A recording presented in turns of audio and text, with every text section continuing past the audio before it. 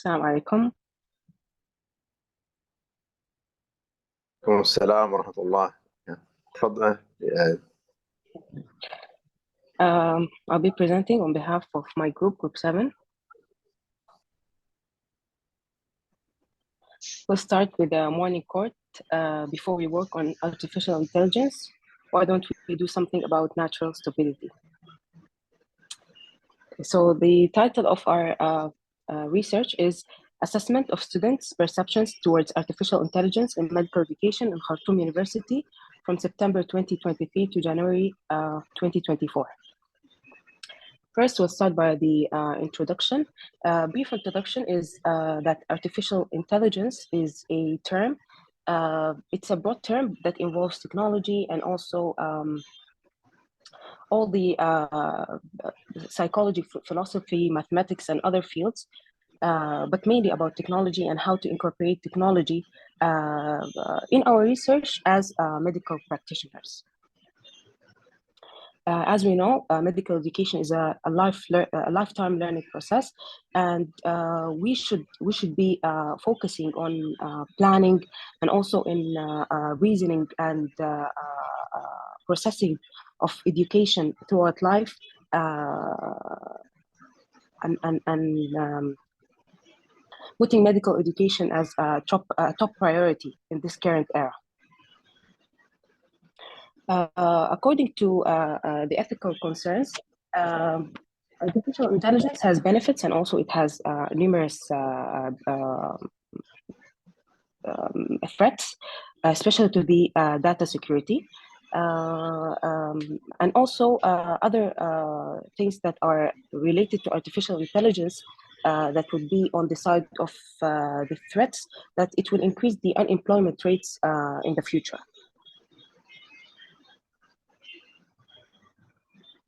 So the aim of this study is to assess the perceptions of the future physicians on the possible influences of artificial intelligence on health professionals' education and to determine the needs that might be helpful for curriculum restructuring.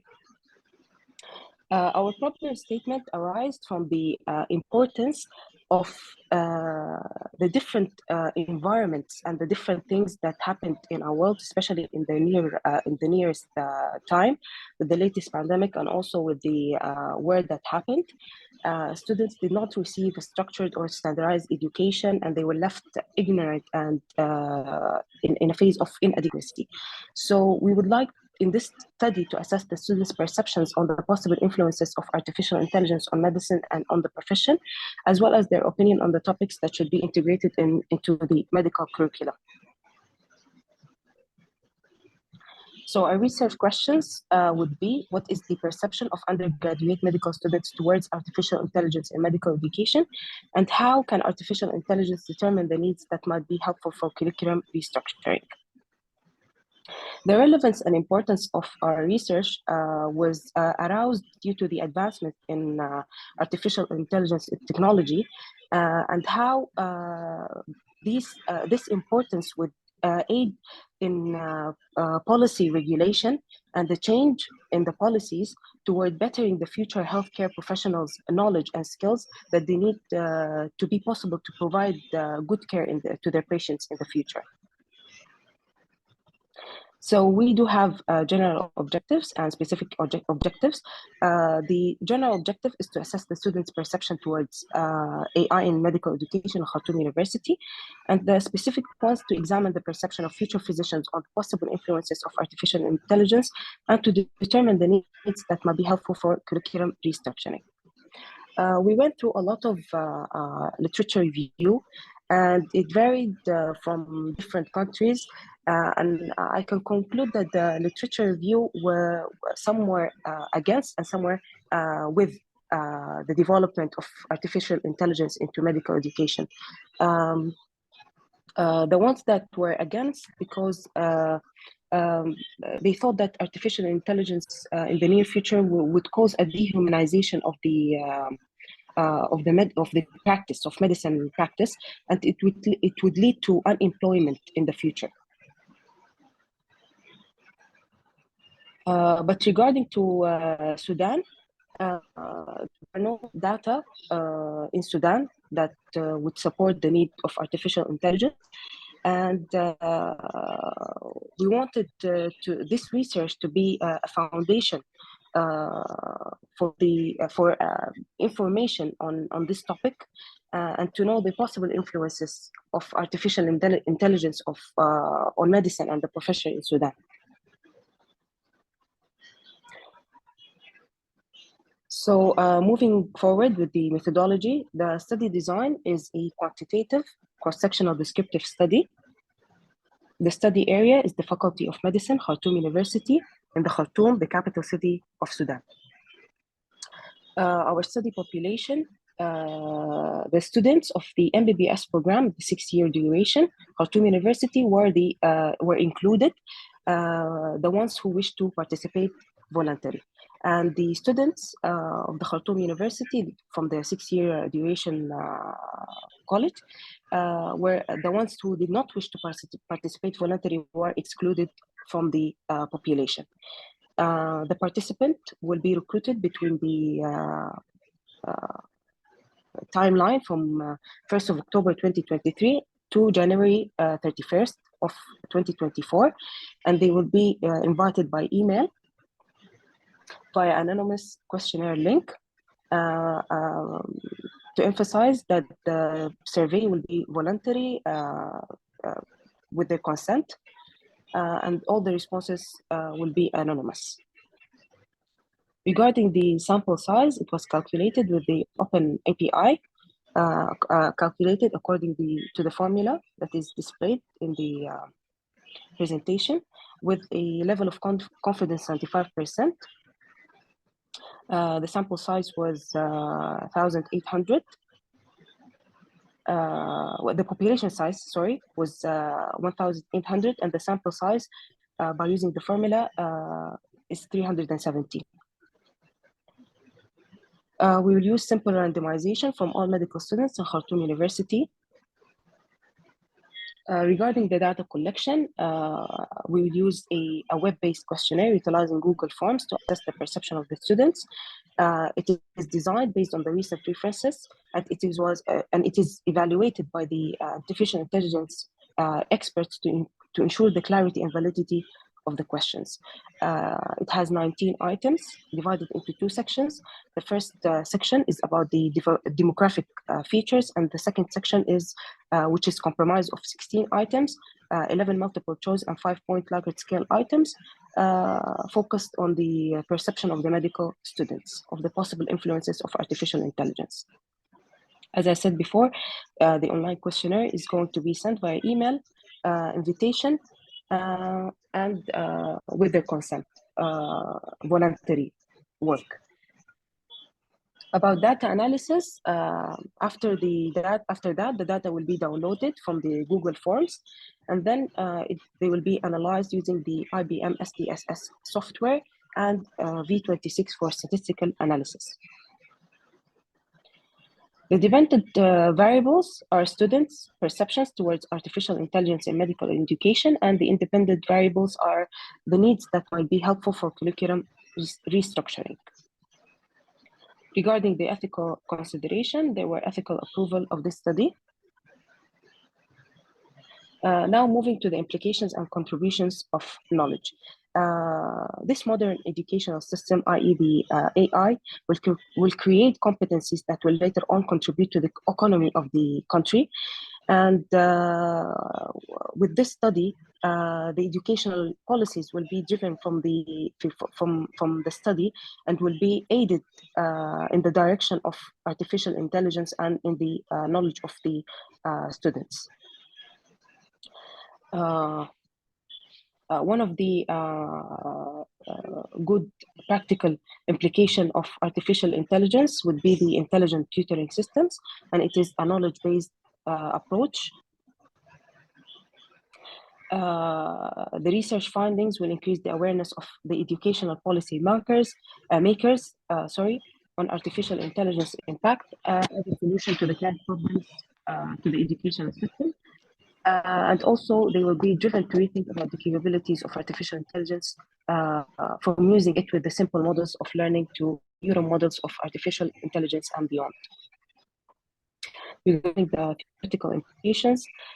The findings from this research will help to strengthen the three-level model for the roles of artificial intelligence in promoting the learning processes, which was synthesized to unify existing learning theories such as behaviorism, cognitivism, and constructivism, evolution, and many others.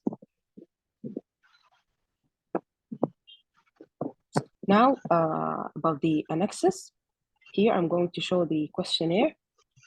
As I said, it has two parts. The first section is about the demographic data, which is displayed here. And the second section is about questions, 16 in number, evaluating the perception of the students on artificial intelligence incorporation into the education.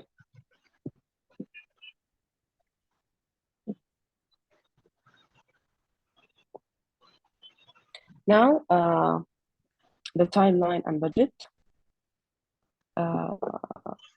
It will start first by the course analysis and data preparation from 1st of September, a month ongoing, to the 1st of October. Then the preparation of the thesis proposal and submission to ethical sites from the 1st of October to the end of the month of October. Data collection and analysis from November to 10th of December, then the report writing, submission of thesis, and presentation of the thesis on the end of January. The budget was quantitated, and the amount in Sudanese pounds, Sudanese pounds. The budget included the personnels, the academic personnels, research assistants, equipment used such as computers and laptops, materials that are needed during the meetings, and also we quantified the questionnaires, the services that we needed, even in the day of the meetings, the 12 meetings that are going to be raised, and also the use of assistance of information technology, and also the indirect cost, all were included in the budget. And these are references.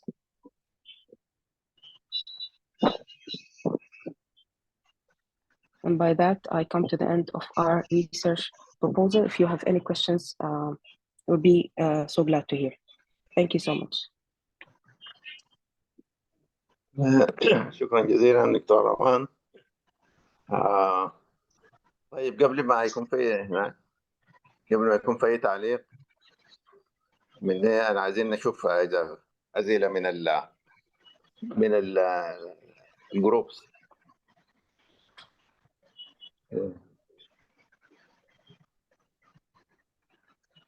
في أي سؤال اتضح لدكتور روان البرزنتيشن بتاعه؟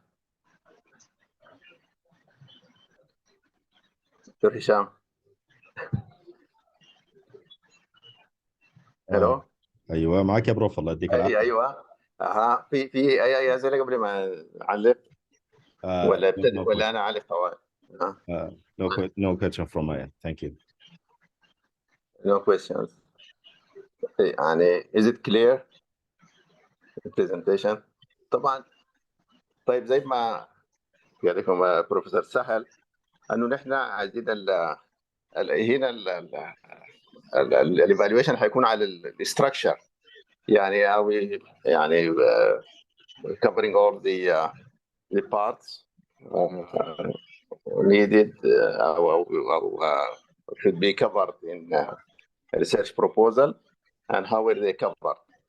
يعني not the content or the question, the research question itself.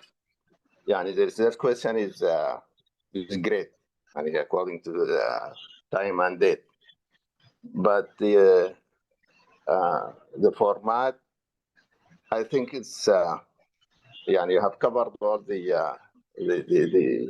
essential points. The background literature review is a bit not clear, because what were you searching for? what's important here is the type of the study. You said it's a perception of undergraduate students. That's it's this is a descriptive study. And you said it is a quantitative. Why do you say it is quantitative? Yeah, you're asking the opinion of the undergraduate students. Yeah. دكتورة. ايوه فهمت عليك انه more of a qualitative. ايوه انه ما في اي صح. ايوه انت قلتي ايوه طيب. صح صحيح.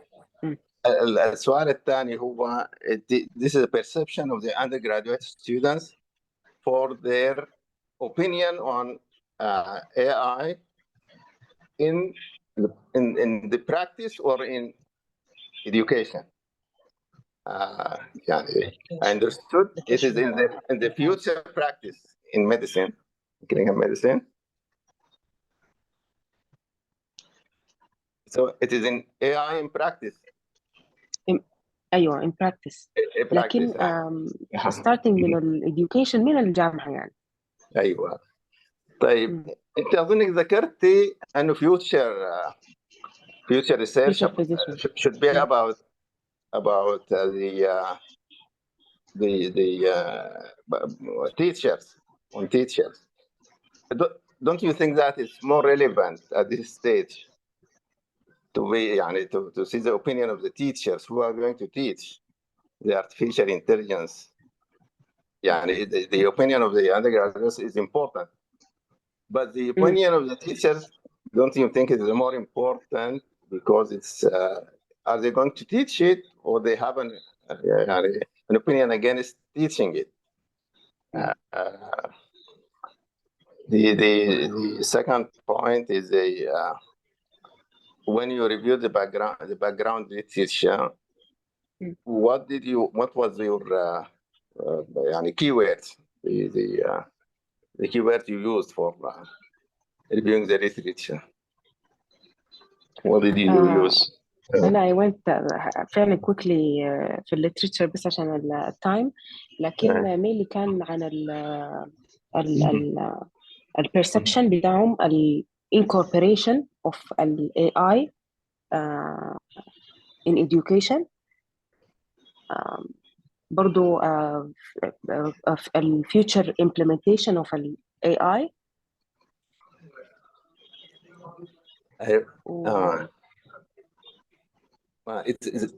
This research is not about the benefits of the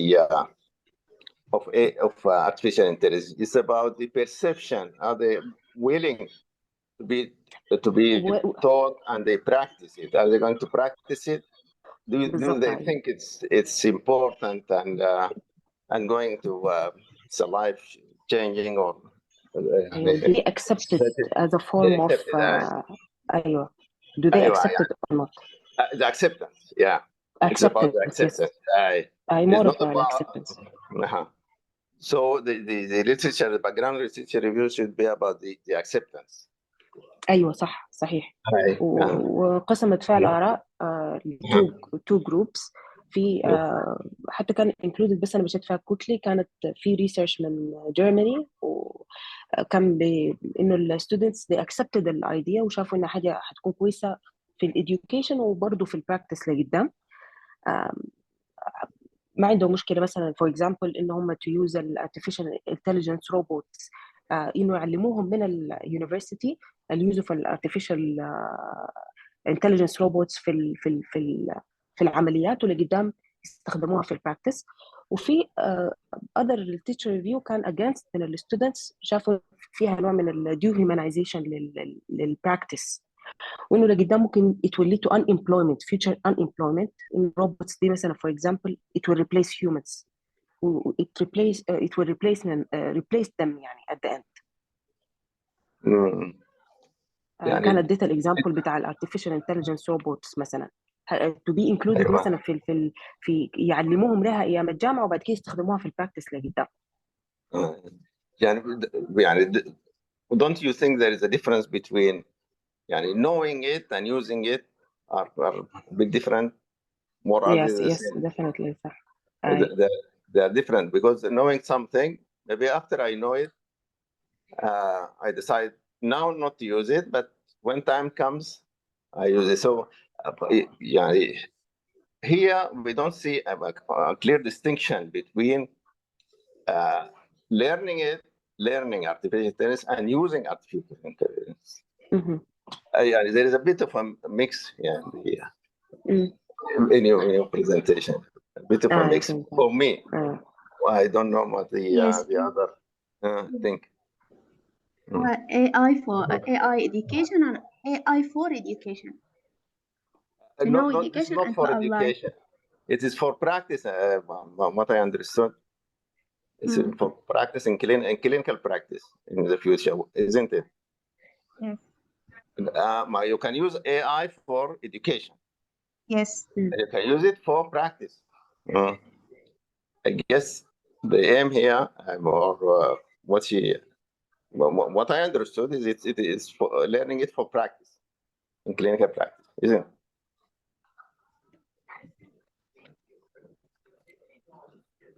it? Any comments or questions? شكرا بروف علي. تسمح لي بس ببعض الإضافات بالنسبة للزملاء. أنا بعرج لي النقطة بتاعت بس ملاحظة بسيطة بخصوص ال objectives, specific objectives. It's the specific objectives is yet broad, ويمكن من خلال الدسكشن يمكن اتضح إنه we need to specify exactly what we're aiming to get from this research, and there's a broad area of using the artificial intelligence in medical education. So my point here is the specific objectives again need to be further specified to have a clear answers from the research. The second point is around the ethical approval. In the context of presenting a research proposal, we usually mention that the ethical approval will be obtained from the Central Research Committee or the IRB or whatever the system in the institute that you're going to conduct the research in. What I saw from the presentation is that it's being mentioned it's already obtained. So I'm not sure if you already obtain an IRB specifically for this research in real thing. Did you obtain an IRB for this or it's just a typo? I'm not sure. However, in the context of a research proposal, it's better to mention that it will be obtained, and you specify the committee that you're going to obtain the ethical clearance from it. The last point is about the informed consent. It's better to mention that within the methodology, or at least the data collection, it's in a way being shedded in the inclusion and exclusion criteria. However, in a practice, it's better to be mentioned in the data that participant will be informed.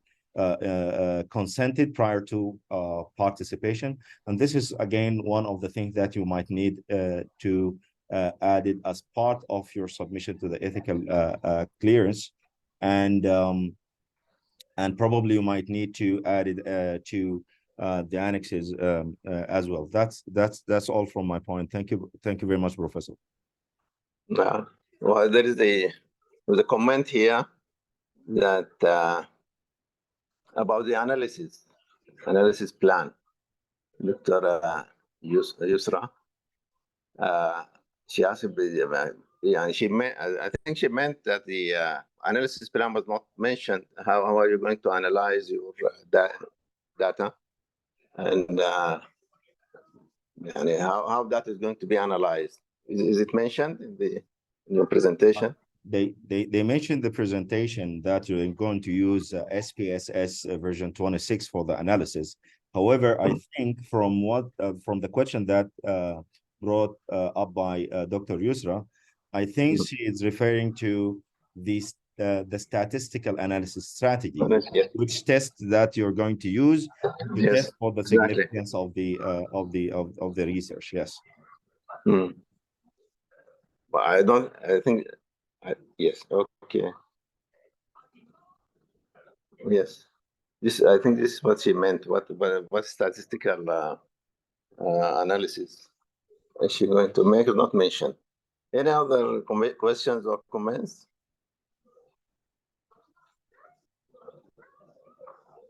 Dr. Hisham, should we move on to group?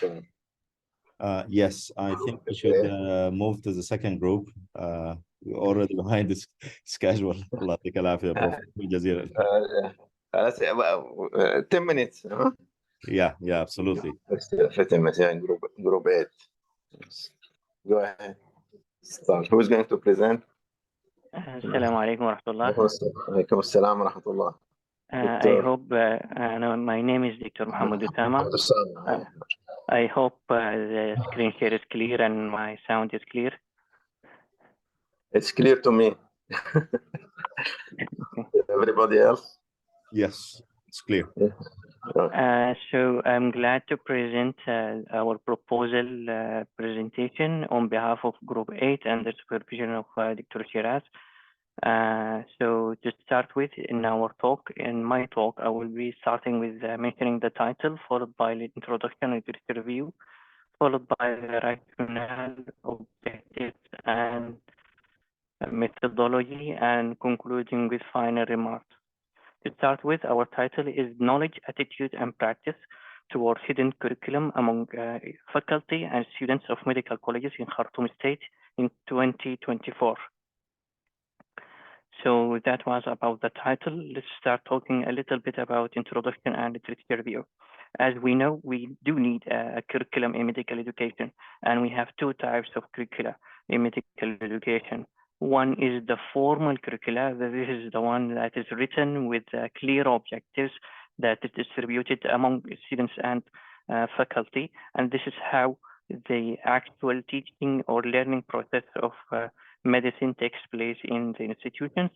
And we have another part of the curriculum, which is the hidden curriculum, also known as an curriculum, secret curriculum, non-academic outcome of schooling, or embedded curriculum. So what is hidden curriculum? We came across several definitions of hidden curriculum. One of them is it is an unauthenticated, unwritten, or unintentional learning that students measure in medical schools in parallel with the formal education as well. Or our working definition of hidden curriculum, it is an informal, unwritten curriculum that includes knowledge, opinion, perception, practice, and values, which students have other than the goals and activities described in the official curriculum practices. Okay, so when we talk about hidden curriculum, we are addressing behavior, we're addressing values, attitudes, assumptions, and beliefs that is communicated between educators, peers, and the surrounding environment. So we are not talking about students or learners and facilitators only. We are also involving all the participants in the learning environment as well. It affects, starts in the preclinical years, but its major effect is strongest when we are considering clinical years. However, due to so many interactions between participants in the learning environment, it is very difficult to characterize and study the hidden curriculum. More importantly, it is very important to characterize and locate the hidden curriculum, because such values or such, let's say, outcomes of the hidden curriculum can be transmitted not only from the facilitators to students, but also from students to facilitators, and it can have either a positive or a negative effect. So we need to characterize and study hidden curriculum so as to optimize it, maximize the maximum positive effects and minimizing the negative effects. As I said, it's very difficult to study the hidden curriculum, but however, some people or some researchers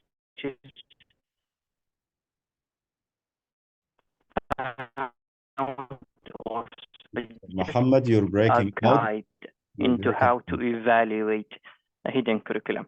Based on that guide, we need to focus. Am I clear now? Hello. Yes, now you're clear.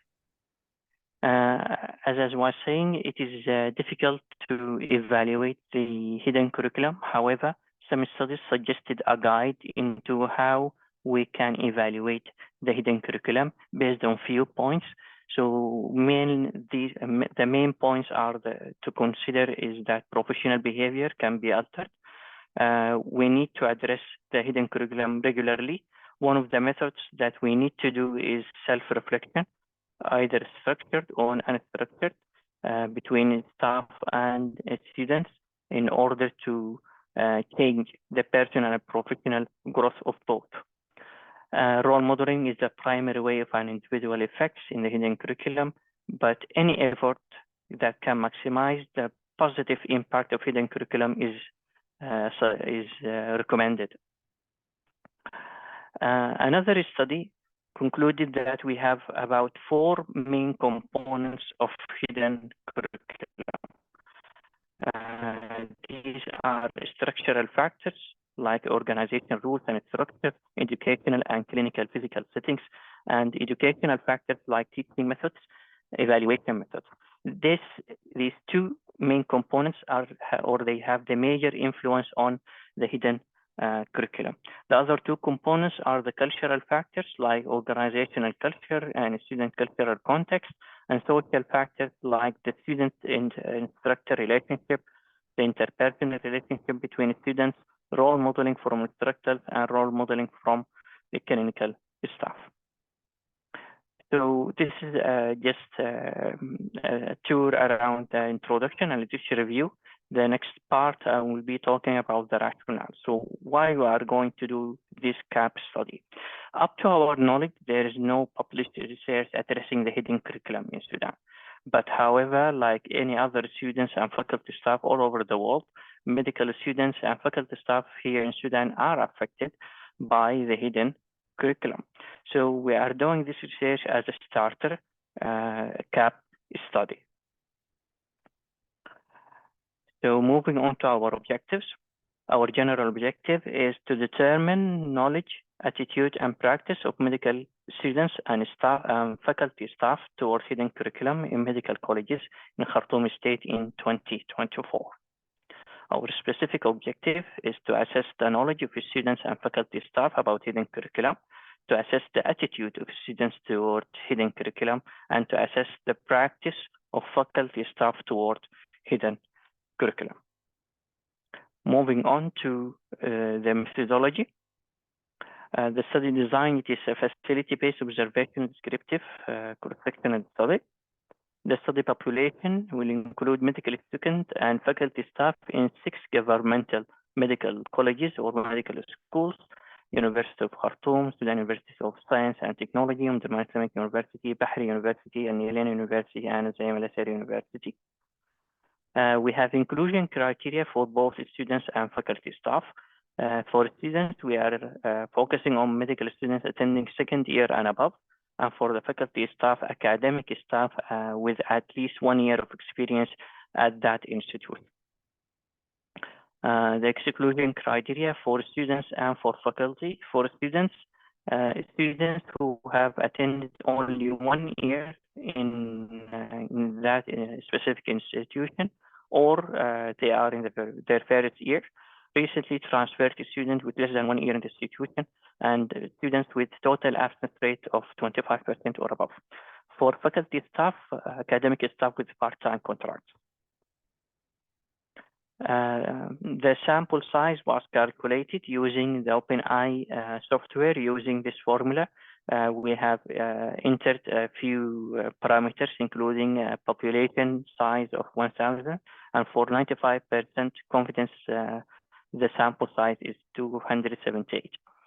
The sampling technique will be stratified and simple sampling, the strata being each institution separately. We are going to collect the data using a validated structured questionnaire in a Google format form. I will be showing the questionnaire later. The questionnaire was developed by us by reviewing previously published similar studies, but we are going to do next is to do a pilot survey. We haven't done that yet, to be conducted to test the questionnaire practicality and correct tool errors. I will be showing a part of the questionnaire later. But just mentioning about the questionnaire, it is of two parts, the demographic part, and the other part is composed of about 20 questions rated with the Likert scale. The data will be cleaned first and checked for completeness, and then we are going to use the statistical package for social sciences, first in 23, for analysis. We are going to use measures only for description and observation. Regarding ethical considerations, the ethical clearance will be obtained from the Education Development Center, Faculty of Medicine, University of Khartoum. Permission will be taken from administrations of each medical school separately. Informed written consent will be obtained from each participant. We will assure as much as we can and secure confidentiality of participants. The subject will participate voluntarily with the right to withdraw at any time, and we as the researcher will declare no conflict of interest. What we are expecting is that we are going to start a CAP study to highlight the subject of hidden curriculum, awareness and effect of hidden curriculum on medical students and academic staff in governmental medical colleges in Khartoum state. Regarding the time frame, we haven't concluded the time frame yet because we need to do more work on, as I said, on the questionnaire and the pilot study between now September and December of this year, and then we are going to spend the finalized form of the questionnaire for each institution for 2 months, and then we will conduct our analysis at the end of 2024.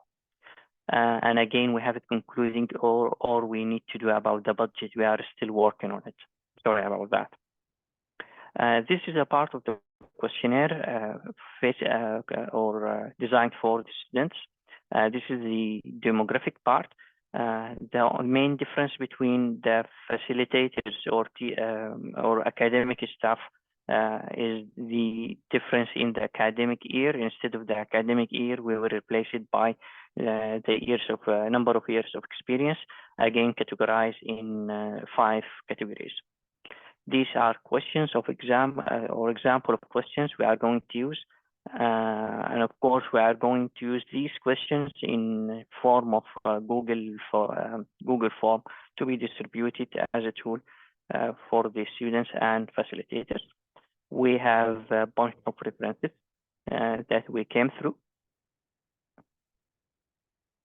By that, I conclude my talk. Thank you very much for listening, and I'm happy to receive your comments.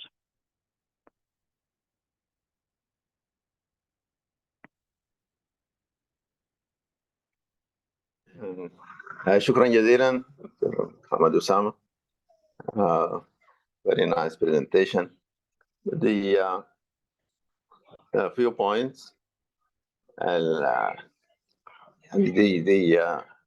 The research question is interesting because a lot of educationalists say there are not 2, rather 3 curricula.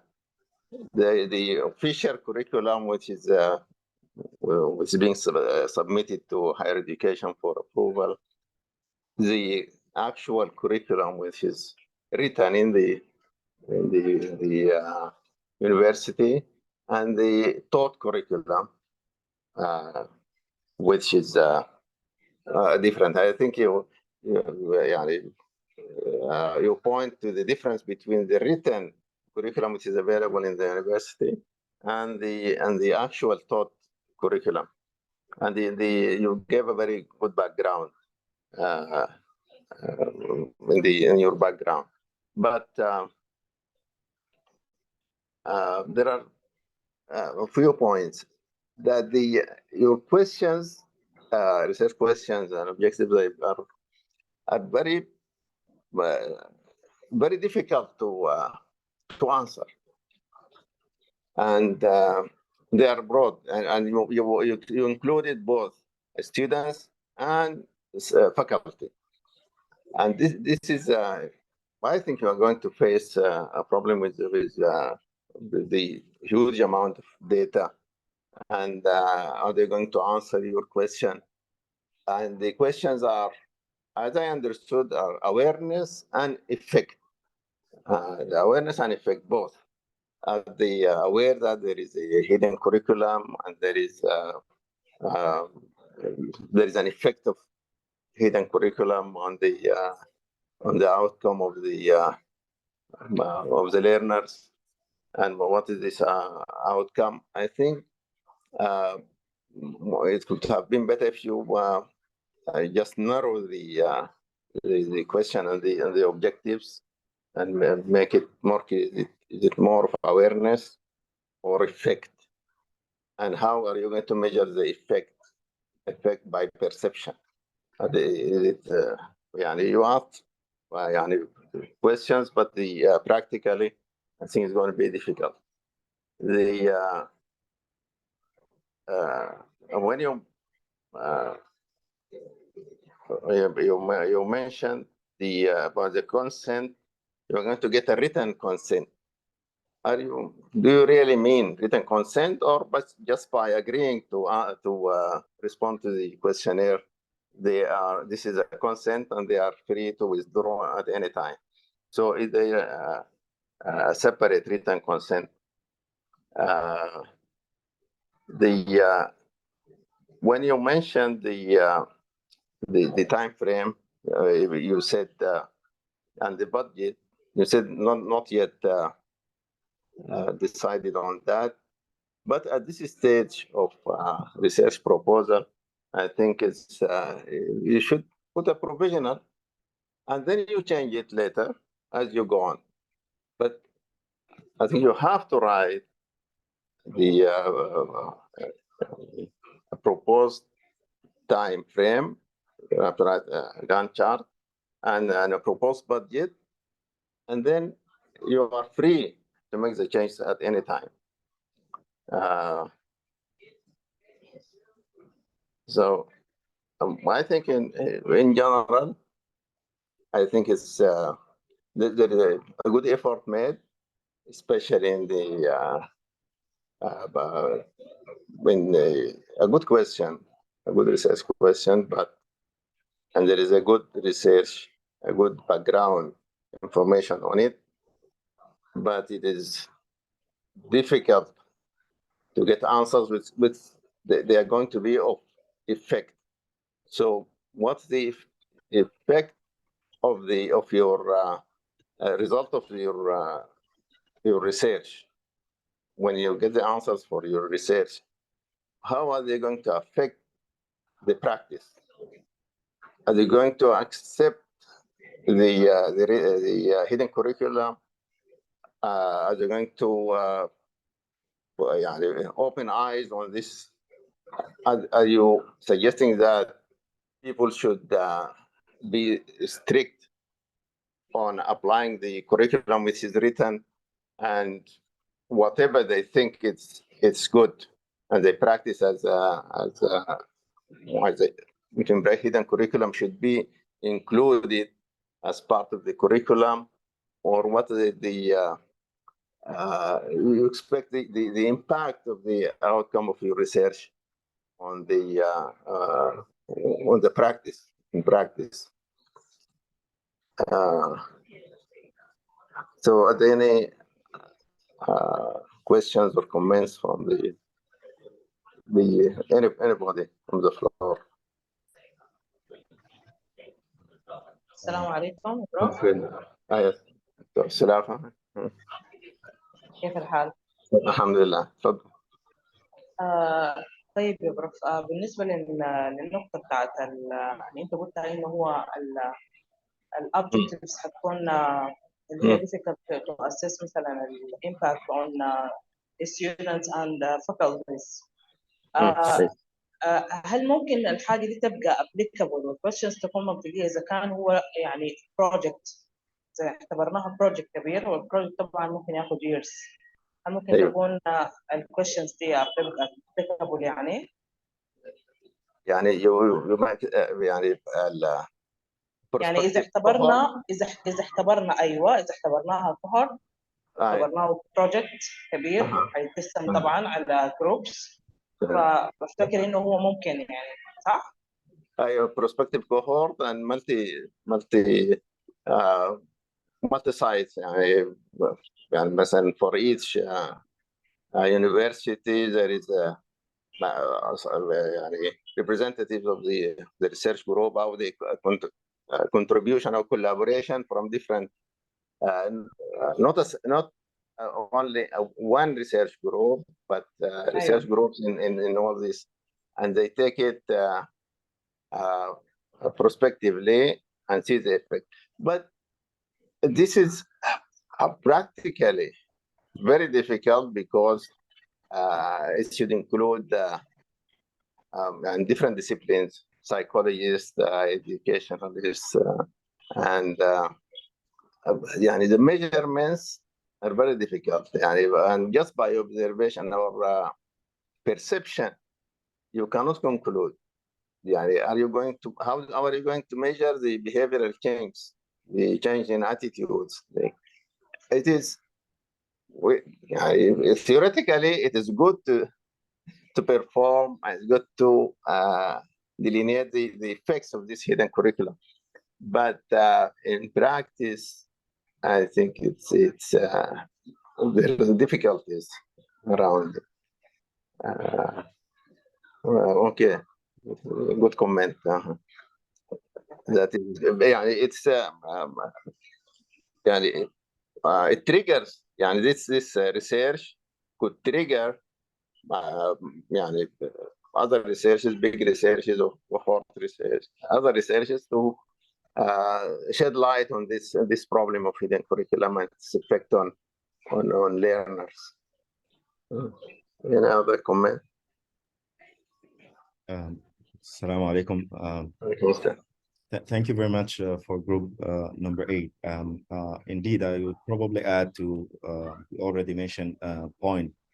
And I think you covered all the elements that needs to be presented. However, as always, Professor Sahel mentioned that we need to keep an open mind when it comes to the research area. From that point of view, one of the good practices in research proposal writing and presentation is to consider stating the limitations of the study and how are you going to mitigate this. And actually, from what mentioned by Dr. Ali, it's that the title is very interesting indeed. However, from practical point of view, the sample representation will be a bit challenging, considering that you're going to cover 6 universities and etc. And to the point that the discussion ended in a moment about shifting this to a bigger project. Actually, this is one of the one of the challenges or the limitation that you might face considering a cross-sectional approach, because now the data that you'll be capturing is covering a single point, and based on the objectives of the study, that might limit, of course, the ability to look or establish causality or track some changes,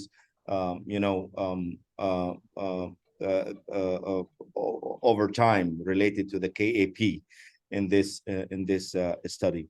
And yes, there will be a lot of factors that might affect the responses in this questionnaire. This is again needs to be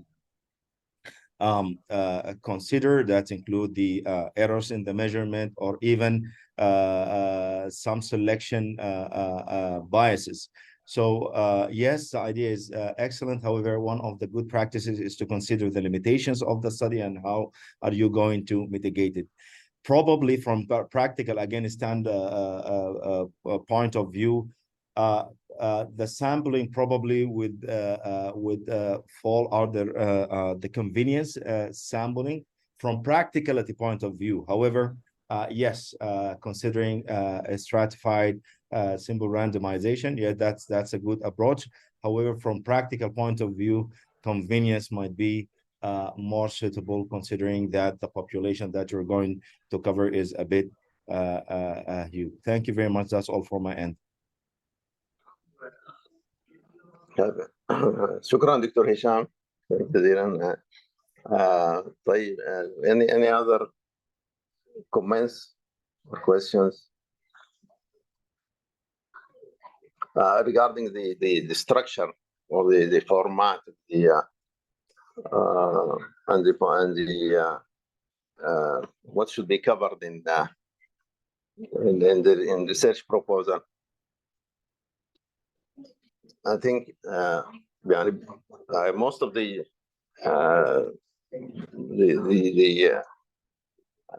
points are covered.